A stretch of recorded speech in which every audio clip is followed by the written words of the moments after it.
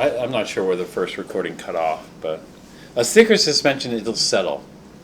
And so this is not a colloidal suspension. A colloidal suspension is, it depends on the particle size. A solution, the particles are so small, like a solution of HCl, the particles are so small they're infinitely suspended.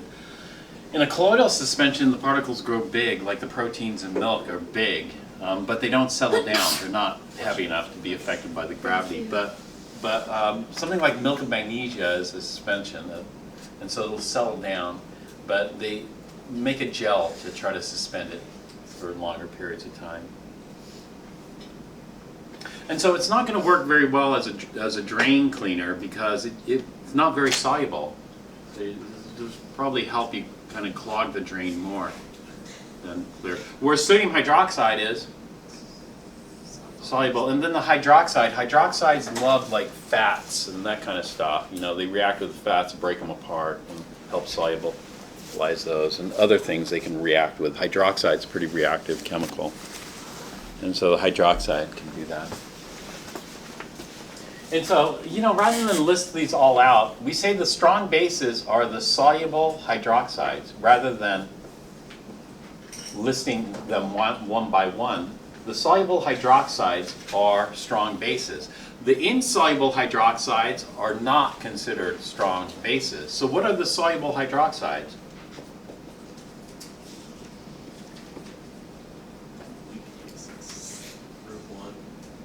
Group 1 and ammonium and calcium, strontium, and barium hydroxides. So the converse of this is, what if you ran out of milk of magnesia, would you run to the sink and grab the bottle of lye and drink that instead of the milk of magnesia? Then somebody would say, why not? You know, why not? They're both hydroxides. If they're both hydroxides, yeah, but they're quite different hydroxides, right? And so this is an insoluble hydroxide. Insoluble hydroxides are not strong bases. Insoluble hydroxides are considered weak bases. They're still basic because they got hydroxide. You know, so something like iron 3 hydroxide, okay, insoluble. So you can eat milk of magnesia, or kind of drink it, but you don't want to drink sodium hydroxide or eat sodium hydroxide. Yeah, that'll kill you.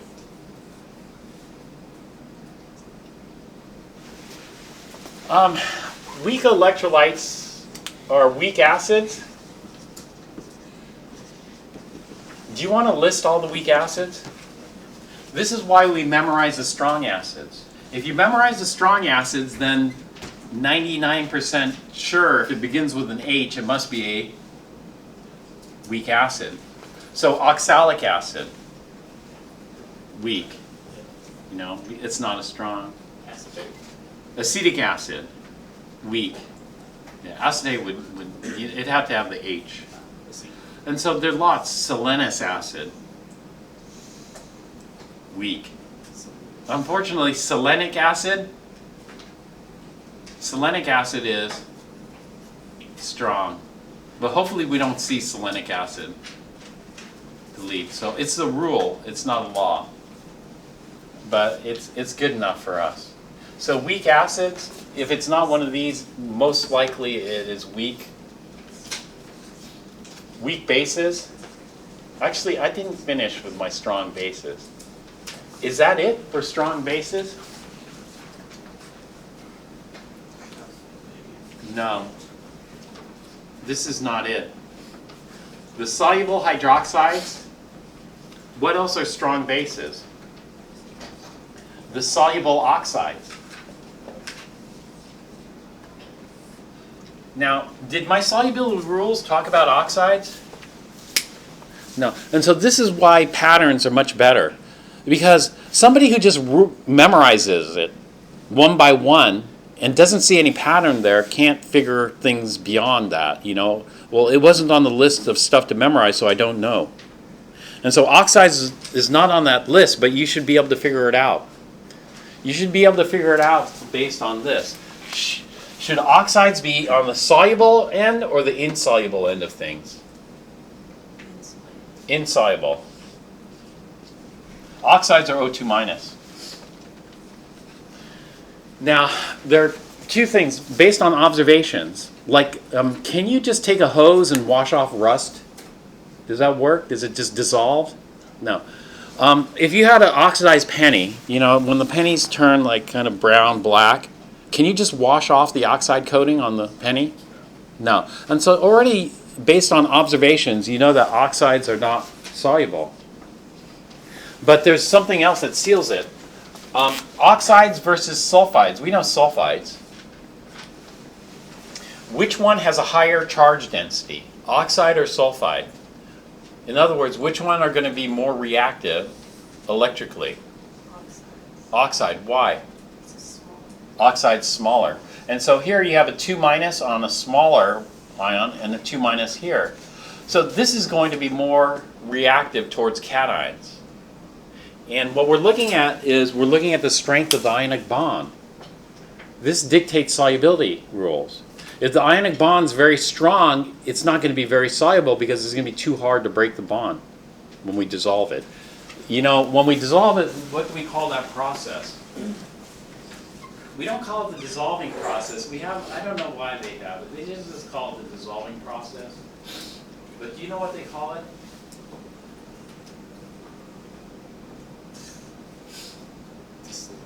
Dissolution. No, I just want dissolution of corporation, and I just thought of the bank. I was laughing at that. Sorry. So if the ionic bonds are very strong here, it's going to be really hard for water molecules to take apart the lattice. And so the higher the charge densities here, the higher the charge, you know. Well, actually, just in other words, the stronger the ionic bond, the less soluble. The weaker the ionic bond, the more soluble, you know, typically. And so here, the smaller oxides will form stronger ionic bonds. You're going to have a greater coulombic attraction because the distance is going to be shorter than a bigger sulfide. So we would say that oxides are insoluble, except unless they're to like say +1, you know, big cation. And so the soluble oxides would be the same as we'd think as the sulfides. You know, the oxide should be insoluble except for maybe group 1 and ammonium. So group 1 and ammonium. That would be our first guess, right? Since we don't have the data, it wasn't given.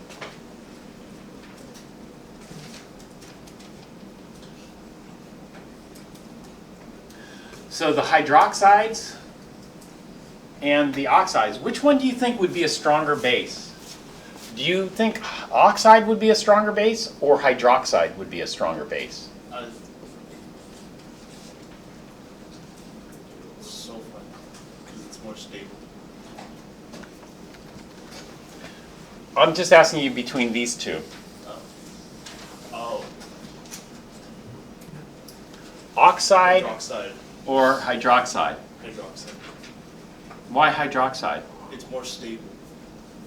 Well, I'm talking about strong. Strong means reactive. Let's say, you know, which one's more aggressive? Oh, which one's more aggressive? I'm asking you, which one's more reactive? Which one's more aggressive? And you're saying the one that's kind of stable or the one that's kind of unstable? Unstable. You want unstable. If you want something reactive, it's got to be unstable. It's got to want to react. If something's stable, it doesn't want to react. I don't want to move off the couch, you know. I don't want to react. I don't want to do anything. That's weak. What's that? Hydroxide or oxide? Which one do you predict would be more reactive? Oxide. Oxide. Why? It's more reactive. Why is it more reactive? It has a higher charge at a smaller area. Yeah, a higher charge density. And what is it going to be more reactive? Bases like to react with what? Acid. Acid. What is acid? It's it's a proton. Yeah, it's H plus or H3O plus. Protons are very unstable. You know why protons are very unstable? It's so small. How big is a proton? 1.6022 times 10 to the 24th, negative 24th. Wow. 1 ohm. Is that in grams or kilograms? I think that was. Let me check actually. I don't remember. I think that was grams. Okay. But do you know approximately the size? Let's say a hydrogen atom is about 100 picometers. How big is the proton in the nucleus in terms of picometers?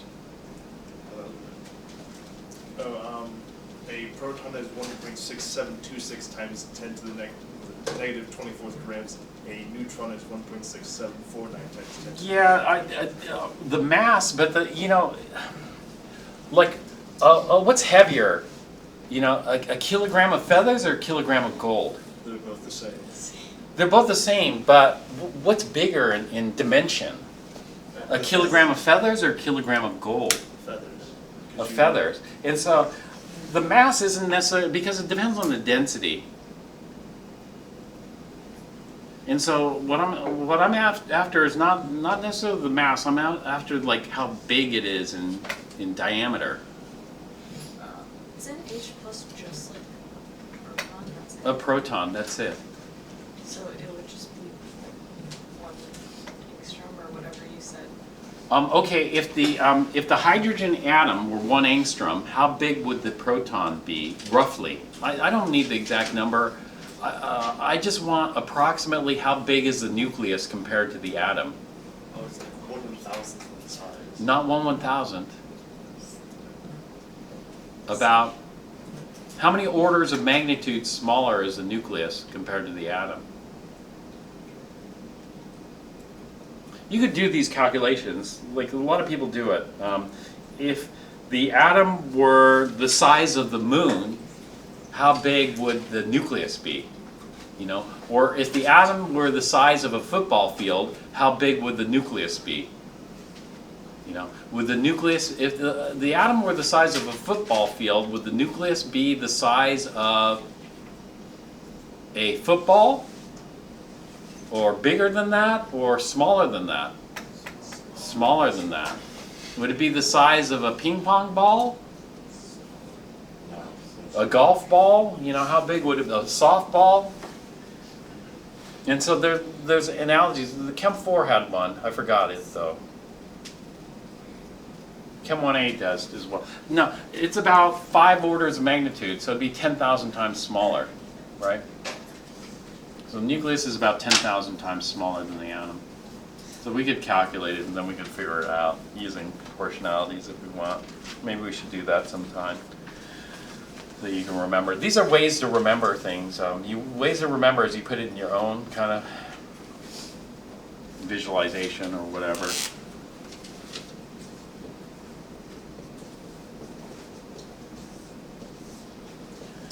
Anyway, as I was saying earlier, there are 2 ways of counting electrons. More than 2 ways, actually, but 3 ways commonly. Octet, the duet, that's 1. The oxidation state, that's 2. And I never finished this. I should have finished this.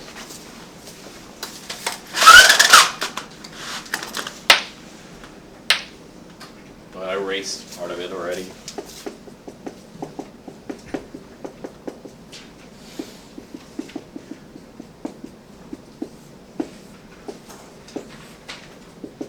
So all of these have the same oxidation state on oxygen, so it's not very useful. So there's another way we count it.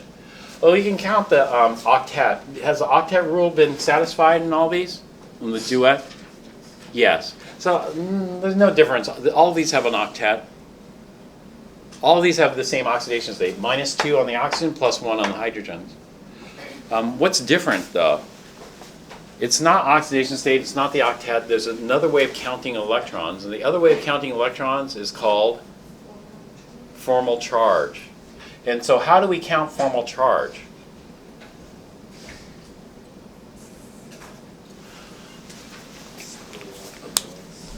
We split up the bonds. And how do we split the bonds up? In half.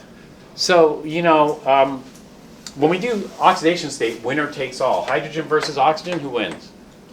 Oxygen. When we do formal charge, no. What we're going to do is we're going to do 50-50 split regardless of the electronegativities. Even though oxygen wants the electrons more, it's still going to be just a 50-50 split of all the bonding electrons. These lone pairs don't have to be shared. They're not shared. And so these lone pairs belong solely to the oxygen. Now let's count how many electrons oxygen ends up with.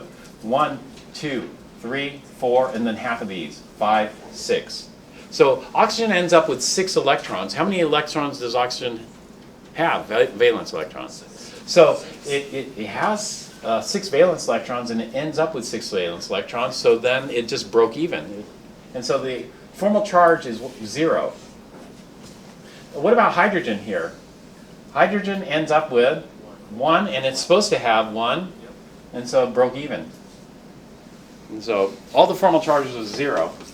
The same thing with this hydrogen. It's 0. However, when we go over here, we'll do the same thing. It's in oxidation state, winner takes all. Oxygen takes all the electrons. It ends up with 8 electrons. But in formal charge, we split it down the middle.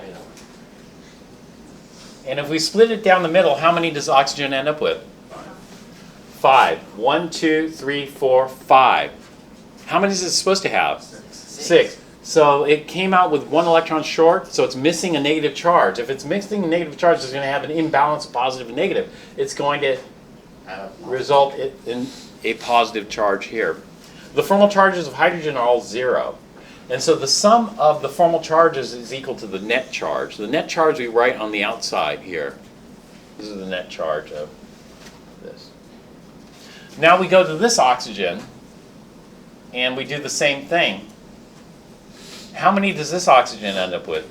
7. That's 1 extra. So if it has an extra electron, it gets a negative formal charge, and that's what gives us there.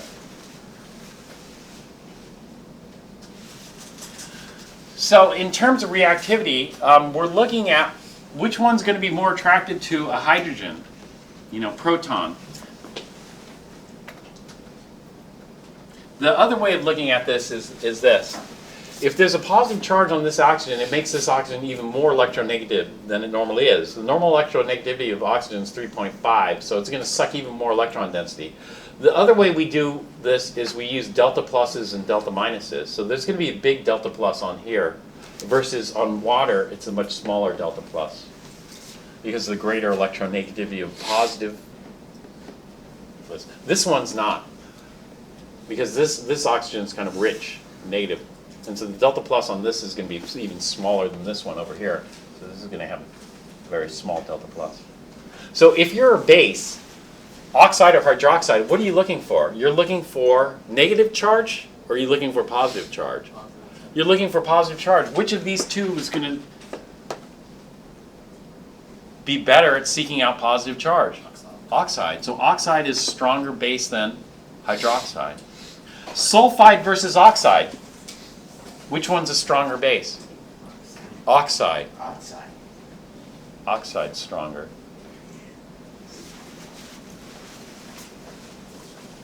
So we have the soluble hydroxides and the soluble oxides. Oxides would, in fact, oxide's too strong. We can make sodium hydroxide in water. You make sodium hydroxide in water, you pour it down the drain, it cleans your drain, right? But you think, this drain is really, really clogged. I want to go buy some sodium oxide. And so you go to the store, you try to find some sodium oxide. You can buy sodium oxide. And then you mix it with water, and you go, okay, this is really going to clean my drain, because now it's sodium oxide. It should be even more powerful, right, of a drain cleaner. But you know what? You just wasted your money. You know why you just wasted your money? Because oxide is too powerful of a base to exist in water. Do you know what the strongest base that can exist in water is? The strongest base that can exist in water is hydroxide. Anything stronger than hydroxide will immediately react with water. When oxide reacts with water, do you know what it forms? Hydroxide. So you just bought some sodium oxide, you mixed it with water, do you know what you just formed? Sodium hydroxide. Because the oxide attacks water. Oxide attacks water, it plucks off a hydrogen, makes hydroxide. 2 hydroxides. Sulfide is too strong of a base to exist in water, too. If you're thinking sulfide, and then don't use sulfide because they stink terribly and they're poisonous. You know, hydrogen sulfide, that rotten egg stuff, can actually literally kill you. I mean, it stinks bad enough, but it can kill you. In fact, there was a death, maybe it was 10 years ago in Ventura. You know, the thing about hydrogen sulfide is it desensitizes your nose, and so you smell it initially, then you stop smelling it because your nose, I guess all the receptors in your nose have been saturated, so they don't detect it anymore. And so that's how people die. They don't realize they're poisoning themselves. But sulfides are too strong to exist, and so any sulfides will react with water. Water is what we call amphoteric. I told you acids are proton donors or electron pair acceptors. So this is water as the acid, and bases are proton acceptors or electron pair donors. And so this is both an acid and base. Things that are both an acid and base are called amphoteric. It can go either way.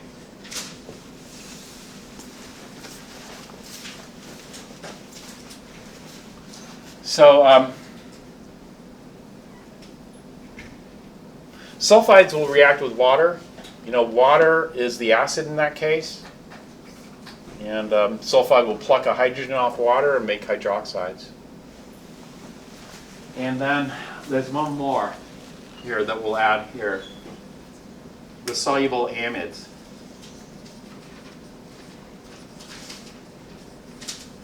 Now this is an anion that ends in "ide."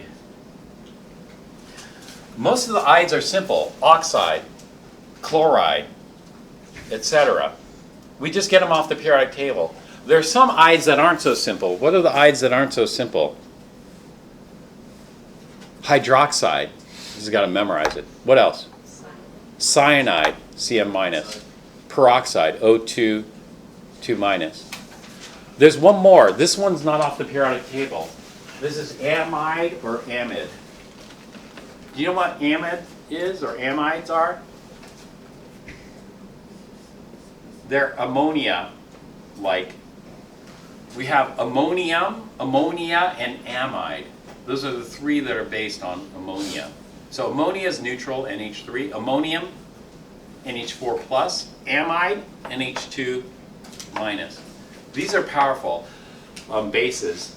These bases can't exist in water too. Amide's too strong, it's going to pluck a hydrogen off water. We'll talk more about it in this chapter because we're going to get into acid-base reaction in this. So we'll look at it again. And so this is the kind of stuff we need. No.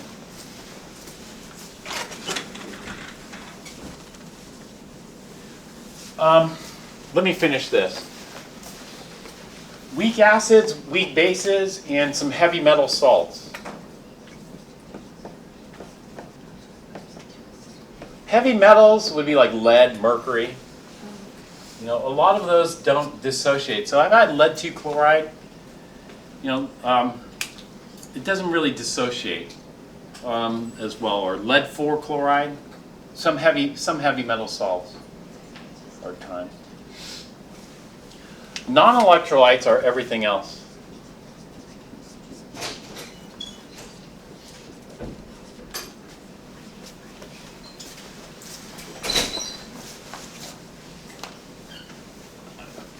So, you know, heavy metals. We don't. You know, I was looking for my DI water, and then I picked up this bottle with this white stuff. Do you see all the white stuff on the outside of this bottle?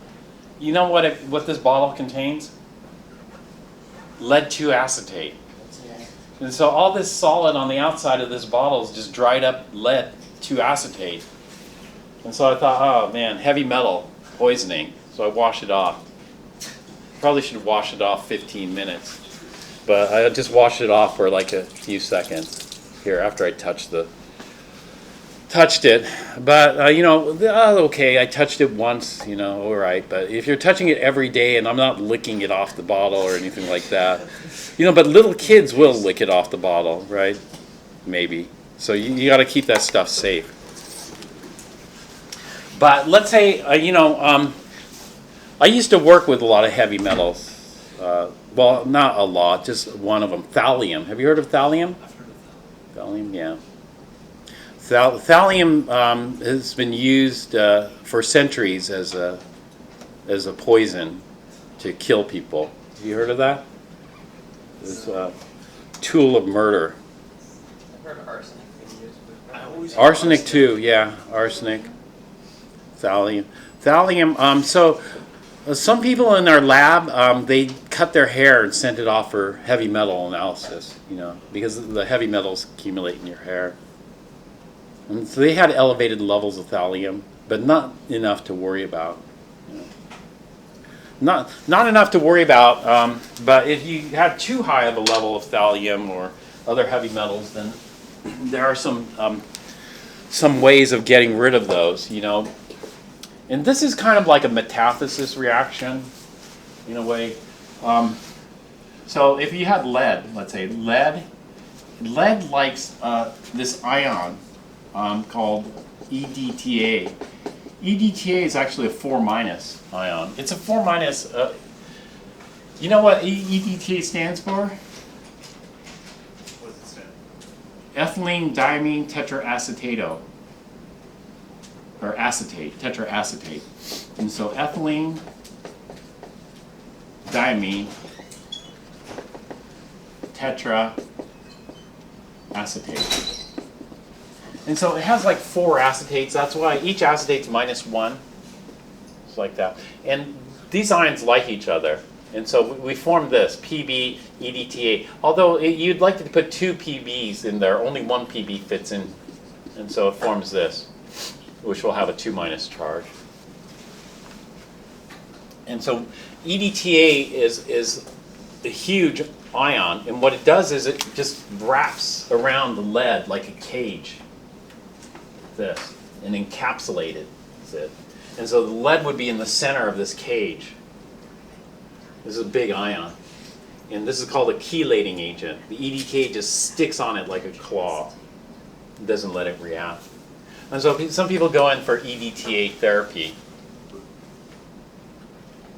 And so EDTA is a drug actually used for heavy metal poisoning. You know there are 2 forms of EDTA that you can get. Are they prescription based? Yeah, these are prescription only. You shouldn't try this at home. There's sodium EDTA.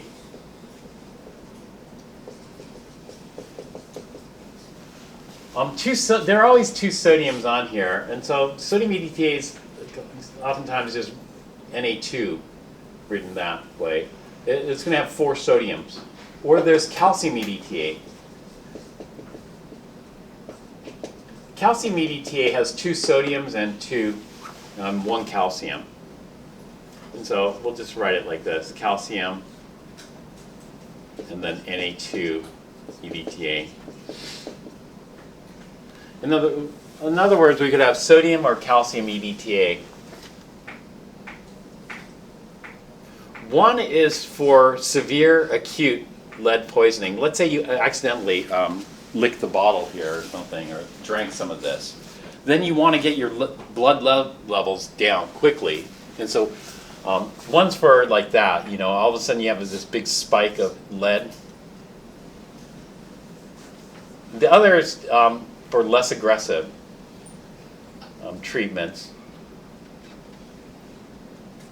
Which one do you think is more aggressive?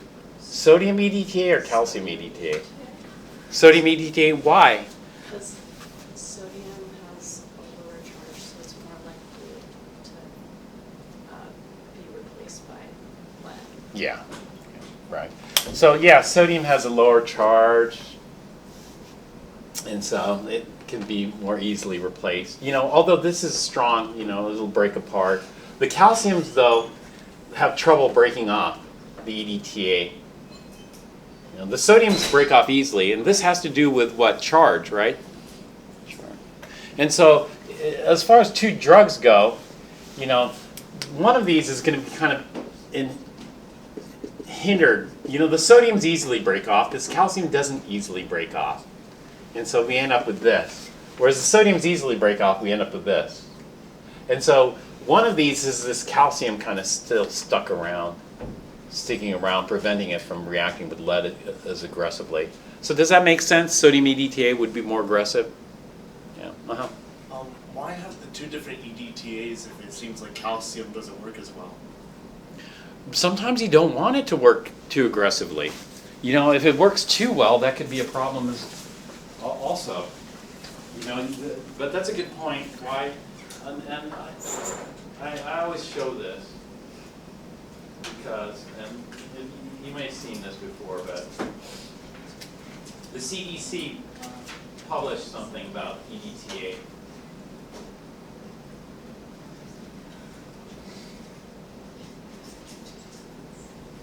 You don't want it to react too aggressively, is the point. Right, it can cause death. So we'll just see this really quick, and then we'll talk about some other stuff. Have you ever done EDTA? I've never done EDTA treatment. Are we gonna finish the lab today? No. This is a multi-day lab, so I'll just push it to the next day. And then I was thinking, I don't want to clean up, so I'll just do the wet part next time. After the exam.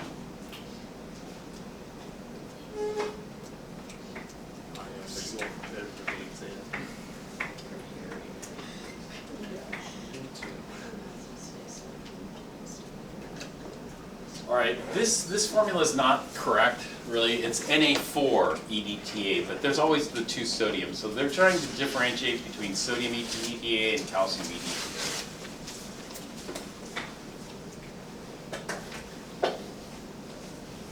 This is the formula they give for calcium EDTA, but there are two sodiums there. So the two sodiums are common in both of them. And so to simplify things, they'll just call it Na2 EDTA or calcium EDTA.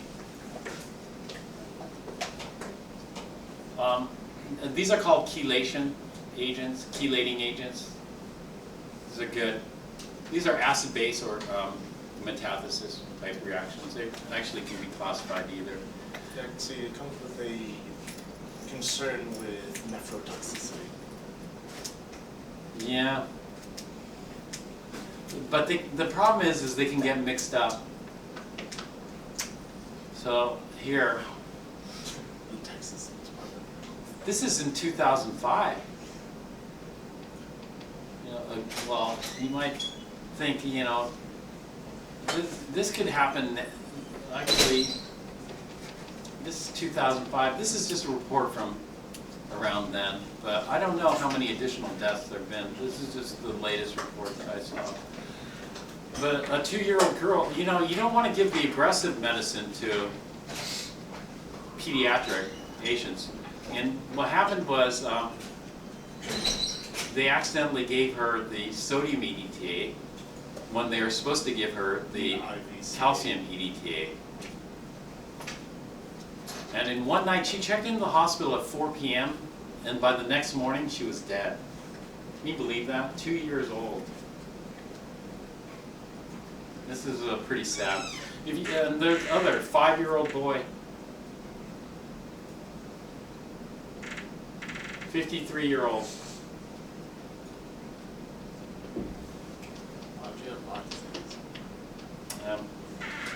So anyway, there's a recommendation here. You know what the recommendation is? Get rid of the sodium EDTA and only stock the calcium. That way there's no mistake. Look alike, sound alike are very dangerous. So sodium hydroxide and magnesium hydroxide look alike and sound alike, right? But they're quite different in terms of property. All right, so this is solubility, electrolyte properties, that type of stuff. We're going to be looking at this more. But there were some questions about office. I have an office this afternoon and tonight, which I said, and then tomorrow. And then there was a question about on Canvas. I posted this.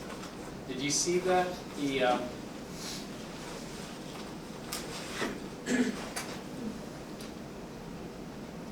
old exam. So the format of the exam on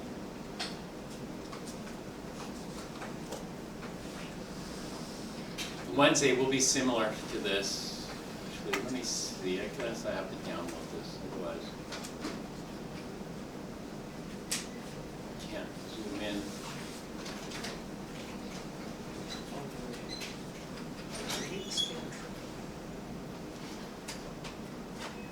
Do you have small scantrons? I do. Yes. Oh, that would be good. I got like 4. Only a genius would scan. Would that work? Like a scantron? Like a genius would scan on the phone? No, Oh, Genius. no, the makes scan cards you PDFs. fill out for your tasks. They sell them at the bookstore. Oh. Did you ever do statewide testing in high school and middle school? And you were given the scan funds? Oh, yeah. Yeah, Or, that's what I was referring to. yeah, actually, that would be pretty handy. Can you guys get one of those small scantrons before this? Yeah, they sell them at the bookstore. About $10. All right, so some of you have already looked at this. Were there any questions on any of these? I have questions. For number 14, Okay, number 14. says sodium acetate is moderately electron rich and phosphate. I don't know. Well,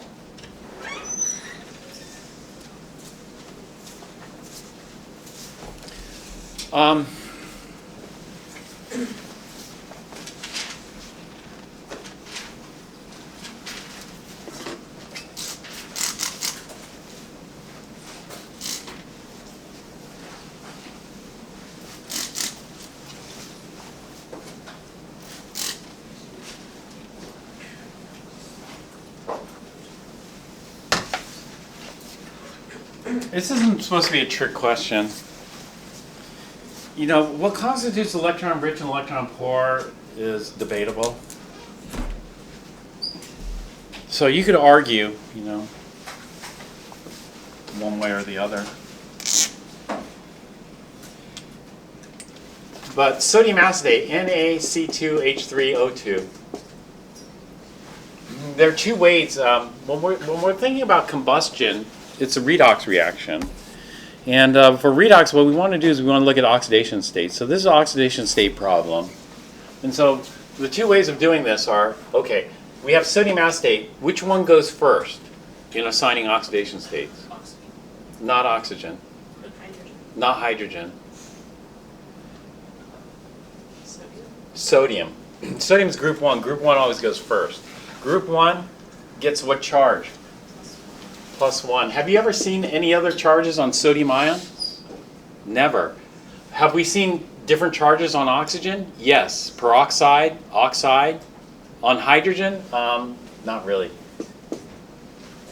Okay, after sodium, then what? Hydrogen goes next. +1. And then after hydrogen goes oxygen, -2. And then add these up to get carbon. It's balanced. It's at +4, -4. Yeah, +4, -4 is 0. Therefore, carbon's got to be 0. So what is 0? Well, we need to know the range for carbon. What is the oxidation state range for carbon? It could go +4 to -4. So 0 is right in the middle of the range. So do you not call that electron rich or do you call that electron poor? Neither. Kind of neither. And so the first part of this is kind of, However, if it's at 0, that means each carbon, and we have 2 of them, each carbon has the potential to lose how many more electrons? 4 times 2 is 8 electrons. You can lose 8 moles of electrons per mole of sodium acetate. Is that a lot of electrons? Yeah. That's why you can say it's moderately electron rich, because that's a lot of electrons. 8 electrons per mole of sodium acetate. 8 moles of electrons. And so I would argue that this is correct, moderately electron rich, because that's a lot of electrons it can lose. And who does it lose it to? It loses to the oxidizer. The oxidizer would be like oxygen. Oxygen loves electrons. Oxygen wants to go from 0 to minus 2. Yeah. And so, oxygen would love to take these 8 electrons. If oxygen comes in and it gets hot enough and generates a flame, then what are we going to have? We're going to have combustion or oxidation of this. This is, if we completely oxidize this, then it's going to oxidize to carbon in the +4 state. And what is carbon in the +4 state most commonly seen as? CO2. But does it stop here? Can you go beyond CO2? Yeah. So, for example, could you go to CO3? CO2 is carbon dioxide. CO3 would be carbon. Trioxide. So is carbon trioxide a viable product for, let's say, I'd have extreme combustions. You've heard of extreme? This would be extreme combustion. Extreme combustion and give carbon trioxide. Do you expect it to form? No. Tristan, you're saying no, why? Because carbon can't go higher than +4. Yeah, it's already maxed out at +4. If we go to +6, then you're taking its remaining 2, what we call core electrons. This would be carbon in the +6. Is +6 within the range for carbon? No. Now, somebody Googled it, and so this would happen on the test. Maybe this happened on this test. Somebody Googled it. I found carbon trioxide, but it wasn't carbon trioxide. It was a peroxide. It was like a carbon dioxide, but 1 extra oxygen got stuck on here as a peroxide. Is that going to be very stable, peroxide-type bonds? No. And so they had this, which wasn't the oxygen going on carbon. There's oxygen going on the oxygen to form peroxide. This is one of these things that are in the flame. When you burn things, what is that blue? Is that blue color of the flame? You guys know the flame. Did we do the burner? Is the blue? No, the blue color's got to be water. Isn't the blue color water? No, it's pure oxygen. No, oxygen's colorless. Do you see blue in this room? No. Then you aren't that means you aren't breathing oxygen? Is there any oxygen in this room? There is. Might be. There might be. I don't see any blue. But I don't see any blue. I should try to inhale over here. If I inhale here, then I can get lots more oxygen? Or No. wind. But the blue isn't water either. Yeah, you're right. The blue is in water, so what is the blue? The blue is a pure flame. Blue might. Well, what is a pure flame? Is It's that a when- new substance? It's when you burn just oxygen. Or only oxygen. Can you burn just oxygen?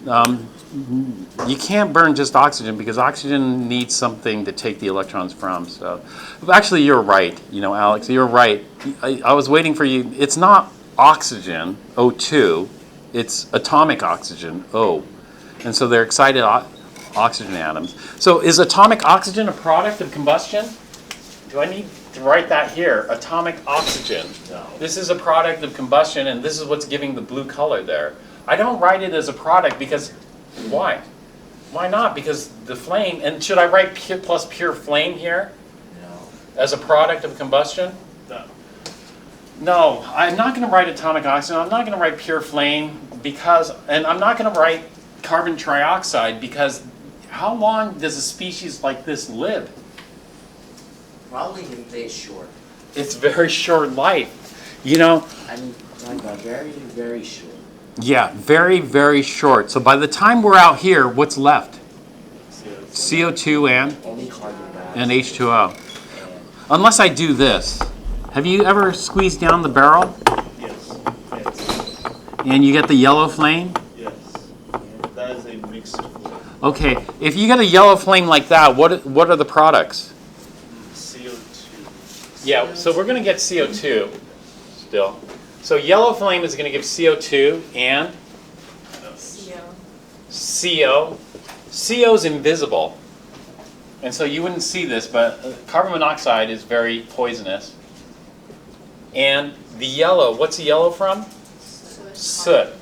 Just carbon particles. Soot.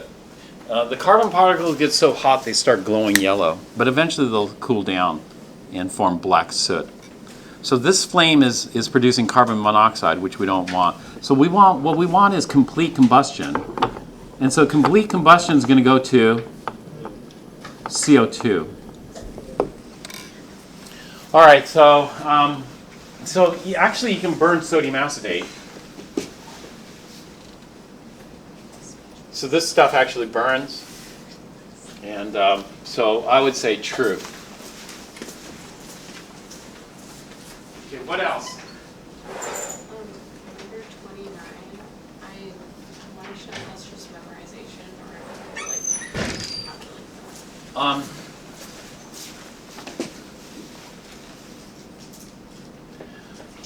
The natural abundance was calculated from theory. In Appendix D of your book, you'll have the natural abundances of things. Did that come from theory, or did that come from observation, experimental observations? Observations. In fact, the natural abundances vary a little bit. If you think about it, they call this isotopic fractionation. And this is a big topic in geology.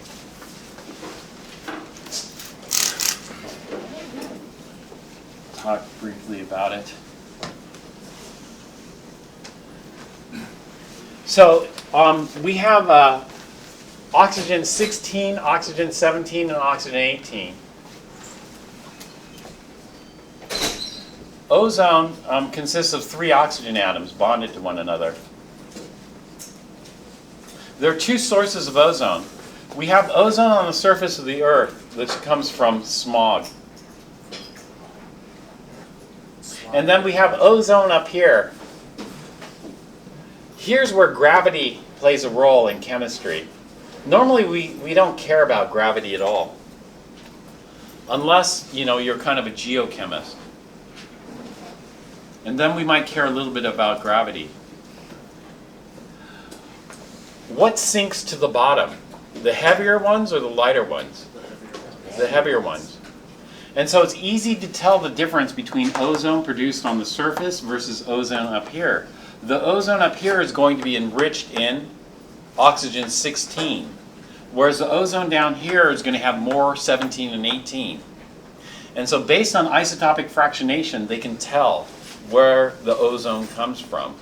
And we could do this for a lot of different things.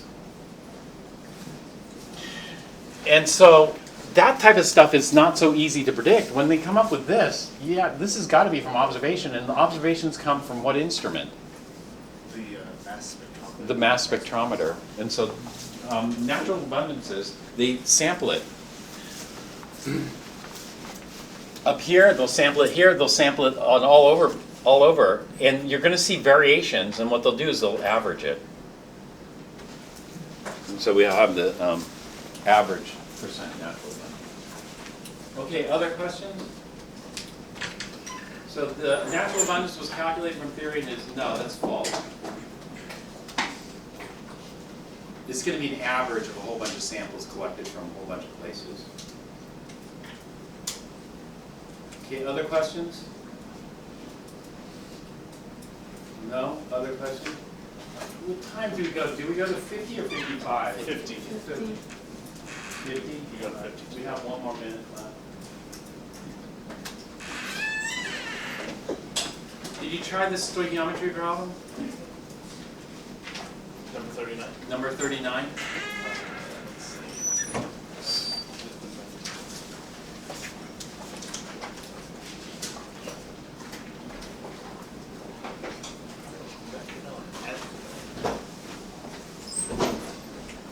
trying to remember. Does it look familiar? It does. Did you do the problem? What chapter was this problem in? No, it's a stoichiometry problem, but it didn't occur in chapter 4. It occurred in chapter 3. So maybe you'll need some more time. This one's not so easy. But take a look at this, and then you can ask me questions tomorrow if you like.